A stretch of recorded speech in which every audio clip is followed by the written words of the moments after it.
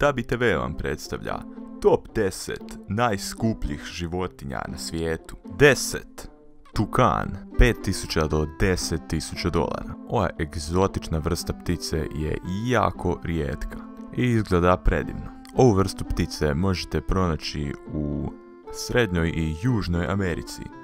Ova vrsta životinje je jako rijetka. Ako želite imati jednu ovakvu kao kućnog ljubimca, morat ćete odvojiti od 5 do 10.000 dolara. 9. Debraza majmun, 7.000 do 10.000 dolara. Ovo je drevna vrsta majmuna, slična pavijanu, koja je danas živa, no jako su rijetki, što objašnjava zašto je njihova cijena ovako visoka. Ako biste ikada htjeli držati majmuna kao kućnog ljubimca, ne znam koliko je to pametna ideja. Prvo biste trebali pronaći osobu koja želi prodati jednog ovakvog majmuna, a onda biste trebali odvojiti otprilike 7 do 10.000 dolara. Pa se vi zapitajte je li to dobra ideja ili ne. 8. Hijacintna ara, to jest hijacintna papiga, 14.000 dolara. Ova ptica je najveća leteća papiga na svijetu. Ova ptica živi u središtu Južne Amerike.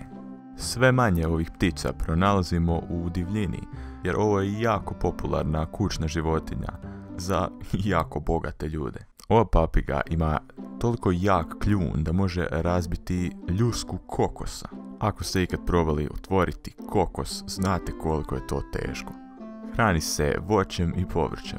Ako želite kupiti jednu ovakvu pticu, bolje da imate 14.000 dolara. 7. Palmov kakadu, 16.000 dolara. Ova je egzotična vrsta ptice zvana palmov kakadu. Jedna je od najskupljih životinja na svijetu. Možda nije toliko skupa kao neke koje će biti na ovoj listi, ali definitivno preskupa za normalne ljude. Ova jako rijetka i predivna vrsta ptice je tamno sive ili crne boje, te može narasti do 55 cm veličine. Ako imate sreće, možda pronađete nekoga ko želi prodati jednu ovakvu pticu. Morat ćete imati jako puno novaca. 6. Kukac jelenak, 89.000 dolara. Ovo je definitivno najskuplji kukac na cijelom svijetu i jedna od najskupljih životinja. Držati jednog ovakvog jelenka kao kućnog ljubimca je jako čudna ideja i većina ljudi to ne bi ni pomislilo. Ova rogata vrsta kukca može narasti od 5 do 7 cm. Znači jako malo, čak i da imate jednog ovakvog, mislim da biste ga vrlo lako izgubili. Jedan japanski uzgajivač ovih kukaca je uspio prodati jednog za 89.000 dolara. 5. Mladunča bijelih lavova, 138.000 dolara. Ovi mali bijeli lavići su jako skupi i definitivno preslatki. I jedino mjesto gdje možete pronaći ovakve lavove je u Timbati regiji Južne Afrike, u prezervatu divljih životinja. Postoji samo 300 ovakvih bijelih lavova na svijetu. Znači jako rijetka životinja.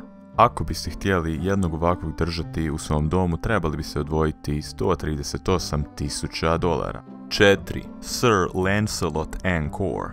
Dobro ste čuli, ovaj pas jako veličanstvenog imena košta 155.000 dolara. Vlasnici ovog psa su Edgar i Nina Otto iz Floride. I ovo nije prvi Sir Lancelot Encore. Naime, oni su imali jednog psa koji je umro od bolesti. No oni to očigledno nisu mogli prihvatiti, te su odlučili klonirati njegov DNA i stvoriti klona.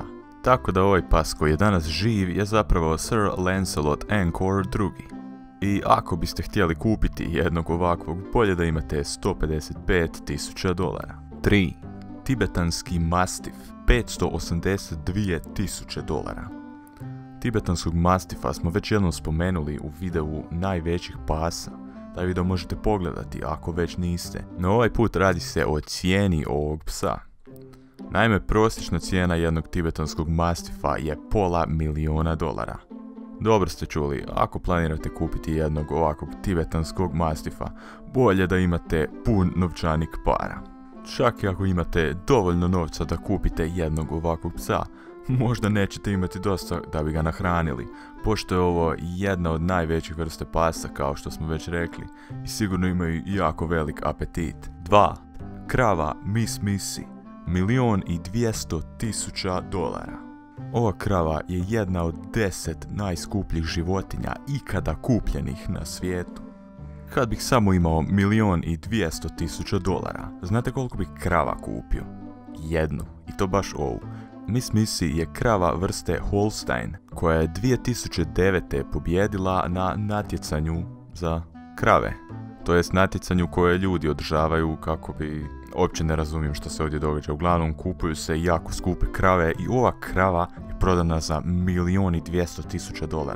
Me zanima da li bi iko od vas koji gleda ovaj video kupio kravu za ove novce. Napišite mi u komentarima. Po čemu je ova krava tako posebna, to nikad nećemo saznati. 1. Green Monkey, $16 milijuna.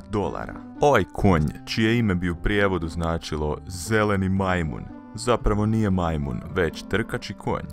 Demi O'Byrne je kupio konja kada je konj imao samo 2 godine.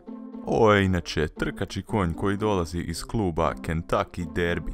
Tako da ovom čovjeku nije bio problem potrošiti milijune i milijune dolara na ovog konja, u nadi da će ovaj konj pobijediti na sljedećoj utrci, no nažalost ovaj konj nikad nije pobijedio. Te 2008. je prestao sa utrkama.